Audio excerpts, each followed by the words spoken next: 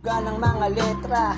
Kaya dito ngayon, dito sa balagtas na hindi makakawala pag ako na ang bumitaw. Kasi naman lahat ito'y mapapahiyaw. Kaya ito ngayon tuloy-tuloy ang beat. Kaya ito sulit pa rin pag ako ay nag-split. Pero teka muna, kasama ko si Alas. Dito pinsal na Pinas. Banatan mo na ng bawat letra na malulupit Alas.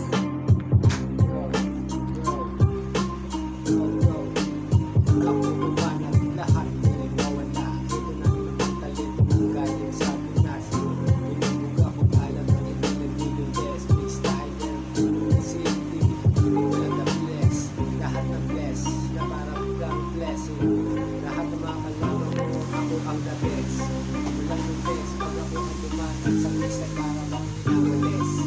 Pera na ang halaga, pag ako na dumanan, freestyle lang mga paro binabanatan. Kasi naman ito na naman, dire-diretso.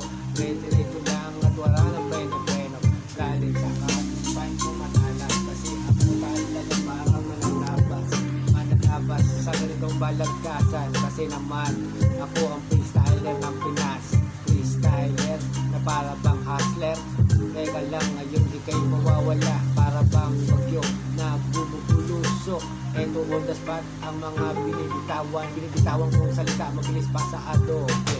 Kaya ngayon minawalas ko lahat ng mga kalaban. Lahat ng mga kalabang ay walang mintes. Talaga pag ako walang the bless. Dire-diretso lang ko nagdating sa freestyle. Di na uusan ang mga bara kahit di na sinulat. Kaya ngayon magugulat. Lahat ng mga kalabang ko lang pinatay sa aking pag-atake, sa aking pagputi. Lahat ng mga gago sa tambay sa kanto. Talaga para bang pinana. Lahat kayo ay binalis na para bang basahan.